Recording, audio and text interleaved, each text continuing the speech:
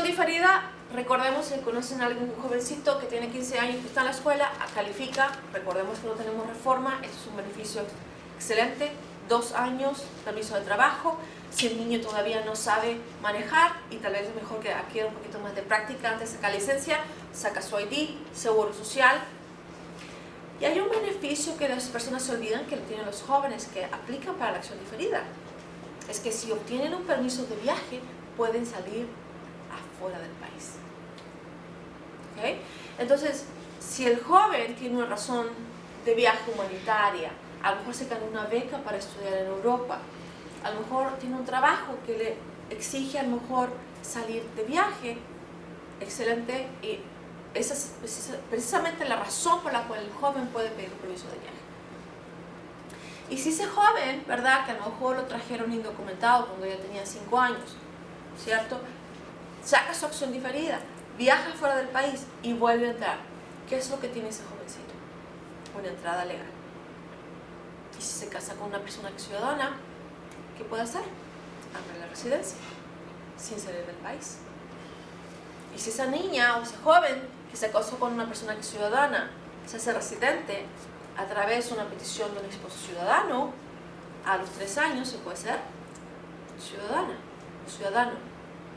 ¿Y a quién puede pedir si el joven o joven se hace ciudadano? A los padres, ¿verdad? Entonces esa es una estrategia. En general la inmigración hay que tomarla como una estrategia familiar, ¿okay? Y si tenemos un hermano, una hermana ciudadana que tal vez está dispuesto a hacer una petición a favor de nosotros, absolutamente la recomendación es hacerla. Las peticiones de un hermano ciudadano de México, por ejemplo, van en estos momentos en febrero del 97. Una petición familiar de un papá ciudadano a su hijo mayor de 21 años, soltero, vale en el 94. Y si están casados, también vale en el 94, también atrasados. Pero ¿vale la pena la petición familiar? Sí.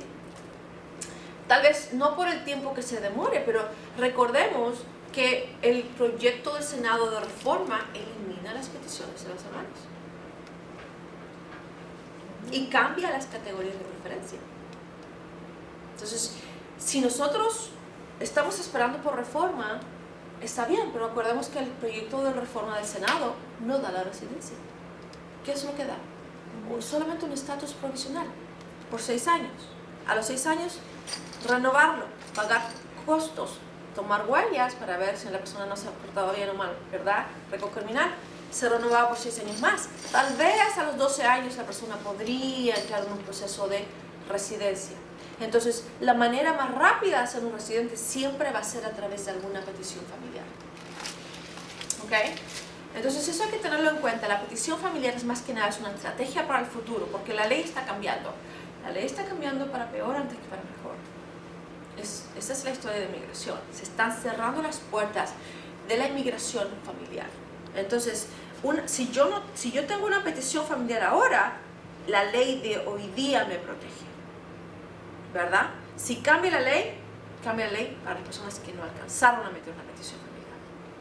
Y por eso es tan importante esas peticiones de antes de abril 30 del 2001.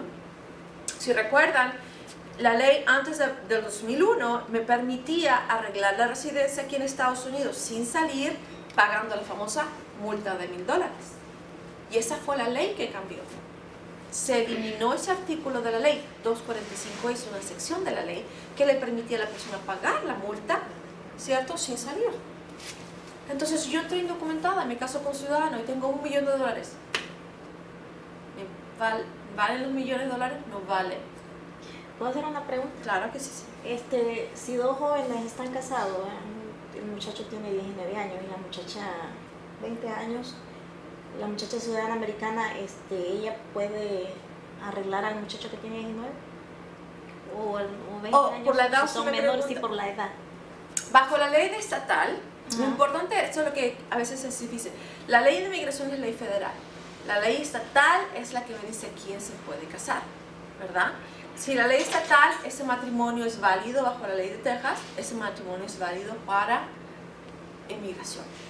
Ahora, pero tiene hay algo de ahí, porque el peticionario siempre tiene que someter algo que se llama una affidavit of support, ¿cierto? Y esa affidavit of support significa que yo como peticionaria me voy a ser responsable económicamente de mi esposo, del beneficiario, cualquier que sea esposa o esposo, ¿verdad? O hermana o hermano. Entonces, esa forma requiere que la persona tenga 18 años. Requiere que tenga 18 años. Ya. Pero eso es una cosa técnica. Es una cosa técnica, más que nada. Pero si el peticionario ya tiene más de 18, entonces no hay problema. Ah, ok. Pero entonces el matrimonio, la validez del matrimonio se va por la ley estatal. ¿Ok? Aunque, tal vez, más que nada, la ley estatal de donde se casaron. Porque recordemos, ¿cierto?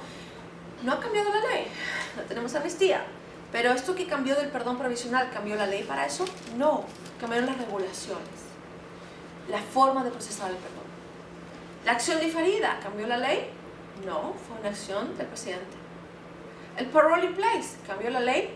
No, fue una decisión de política del Departamento de Seguridad Nacional Ejecutiva, ¿verdad? Cualquiera que sea nuestra opinión al respecto, ¿verdad? Si una persona del mismo sexo se casa con otra, ¿verdad? Y ese matrimonio es válido en Nueva York, la ley federal lo tiene que reconocer como válido. ¿Por qué cambió la ley? No cambió la ley, cambió la interpretación que le dio la Corte Suprema a esa validez del matrimonio.